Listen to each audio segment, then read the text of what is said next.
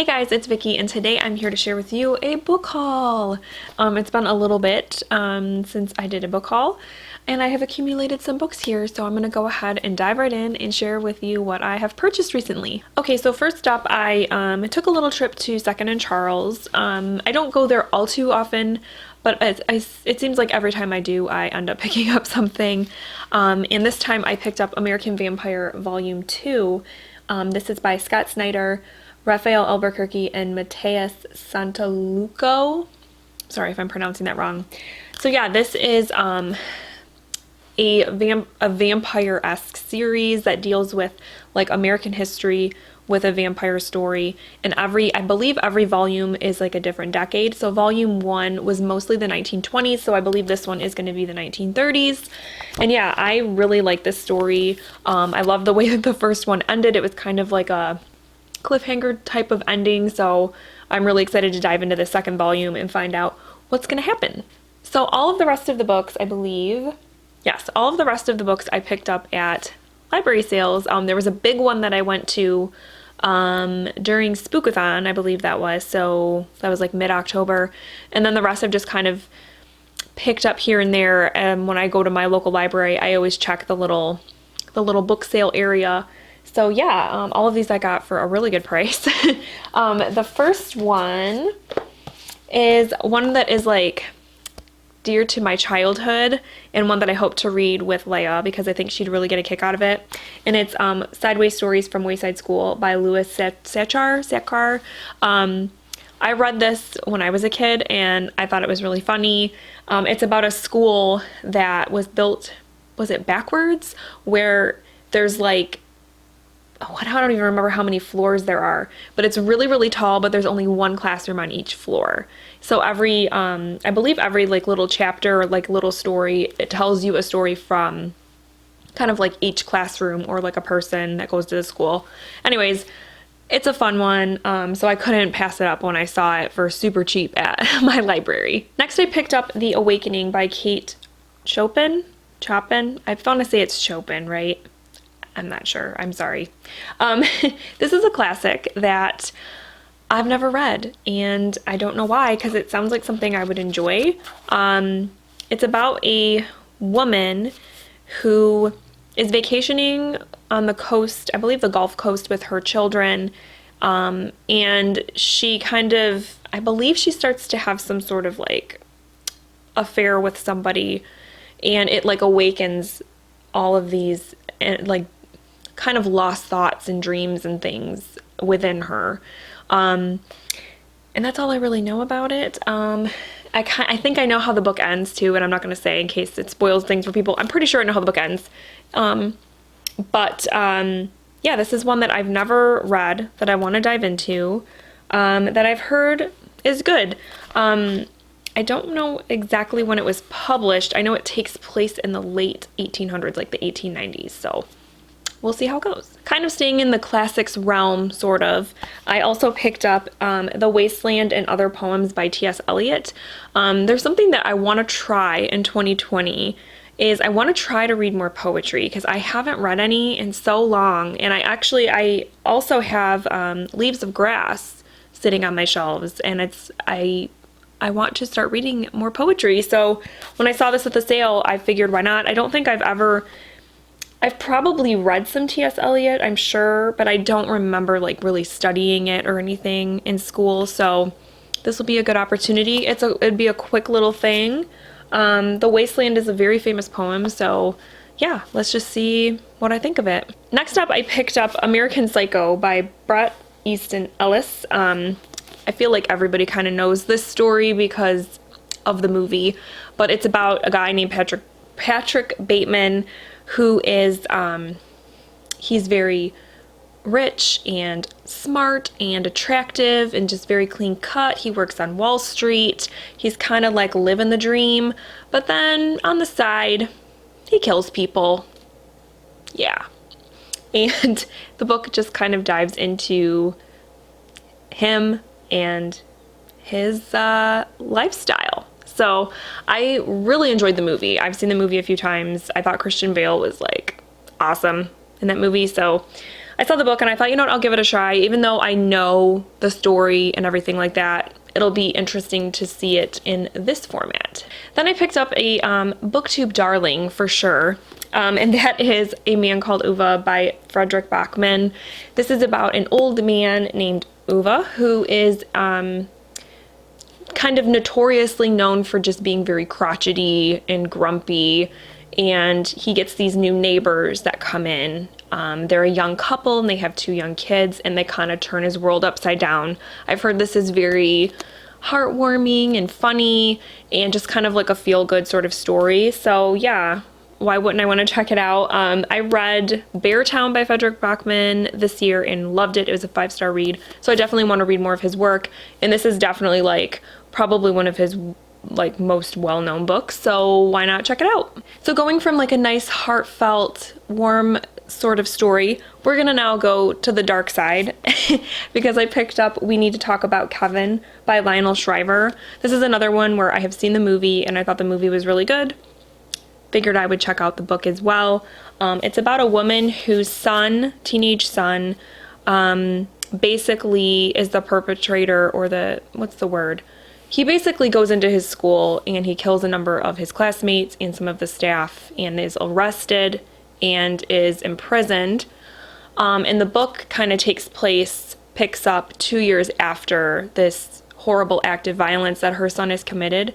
And she is still coming to terms, obviously, with what happened, and is asking herself whether it was that Kevin did this horrible thing because he was just innately evil, or was it because of the way she mothered him? Because from the get-go, she had a very she wasn't very attached to him even when he was a baby. They always had sort of this strained relationship, and so she wonders if maybe it was her mothering that turned him into this monster. So this should be really interesting, an interesting read, but a dark read, a heavy read. Next up, I picked up The Weight of Silence by Heather Gudenkauf, and this is one of those books that I've seen. I always see the cover, I always see it at bookstores and things like that, and I always pick it up and read the back and go, oh, okay, maybe not today. But I saw it at the book sale and I thought, I'm gonna pick it up this time. It is about 2 little girls who are good friends. They're 7 years old, and one day they go missing, and it kind of deals with their families and how they are dealing with the disappearance of these girls. And one of the little girls has select mutism that has been brought on from some sort of trauma that she suffered as a toddler. And so I feel like it's going to be part mystery and also part family drama, because I'm sure some secrets are going to be, unveiled as the book progresses. So yeah, like I said, this cover just always draws me in, and so I decided to finally pick it up. So next I am finishing off my collection of Kate Morton books. I think this is the last one that I didn't have of hers, and that one is The Distant Hours. So I now have The Lake House, The Forgotten Garden, The House at Riverton, and now this. And I think that's all of them. Correct me if I have missed any, but I haven't read those 3. And I obviously haven't read this one. This one deals with a woman who, her mother receives this letter that is like 50 years old. And it leads her to this castle in, I believe, England, where these 2 spinster sisters live. They're twins, and then they are taking care of their younger sister. And she kind of goes there and finds out that her mother actually lived there for a time during World War II. And some secrets get uncovered, because there's a mystery, of course. Typical Kate Morton kind of story where you're dealing with a story going on in the present, and then there's something happening in the past, and the 2 are tied together, and you're figuring it out. The back of this said that this book pays homage to Gothic fiction, which makes me super excited because I love me some Gothic fiction. And it sounds like it's going to be great in an old English castle with two old ladies and all their secrets. So yeah, can't wait to dive into this one. So this next one is one that I've heard of here and there, and I picked it up and I decided to pick it up and buy it because of a line at the back. But first let me tell you what it is. That book is How to Build a Girl by Caitlin Moran, and this is about a young girl named Johanna and it takes place in 1990, which off the bat already has me feeling nostalgic. I of course wasn't a teenager in 1990, but I was a teen throughout the late 90s, so yeah. And it's about Johanna, who is 16, and she suffers some sort of public humiliation and decides to reinvent herself entirely, and even to the point of like changing her name to Dolly Wilde, and she starts to drink and smoke and have lots of sex, and she's writing. She wants to be a writer. She kind of really like models herself after Jo from Little Women, but then she kind of starts to realize that this new persona maybe isn't necessarily her deep down. And so it's definitely like a book, I believe, about like self-discovery and coming of age and that sort of thing. But what got me is on the back it says, "Imagine the Bell Jar," written by Rizzo from Greece. And I was like, okay, sign me up, because that sounds super fascinating. So yeah, I can't wait to dive into this one eventually. All right, so I have two more books to talk about. The first one is The River at Night by Erica Ferencik.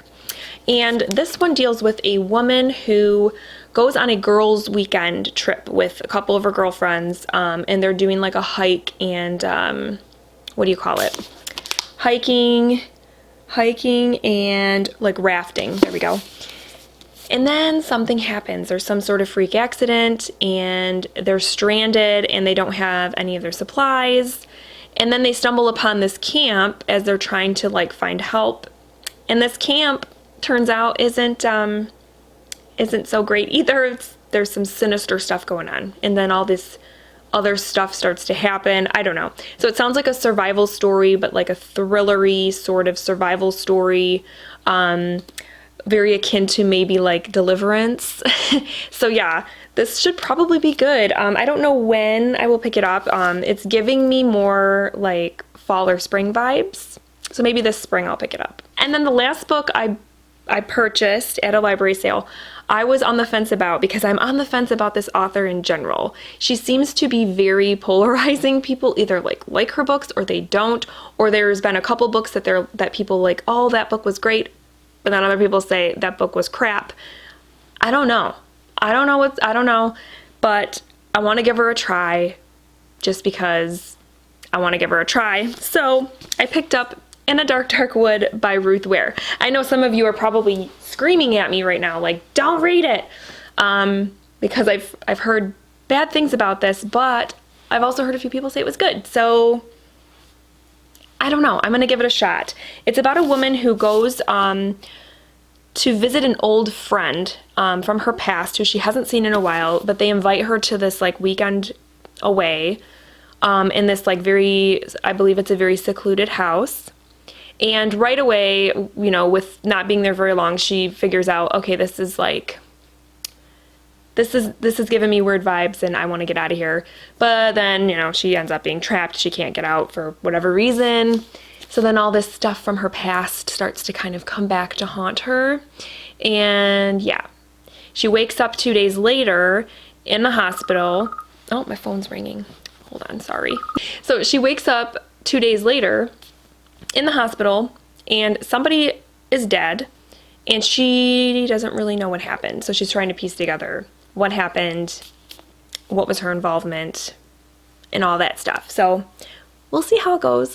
I know, like I said, some of you are probably like, don't bother, but I'm gonna give it a shot. Alright guys, so those are the books that I have recently purchased. Please let me know down below if you have read any of these books, what you thought of them, which ones do you think I should tackle first or bump up on my TBR. And other than that, I hope you guys are having a great week, and I will talk with you very soon. Thank you so much for watching. Bye.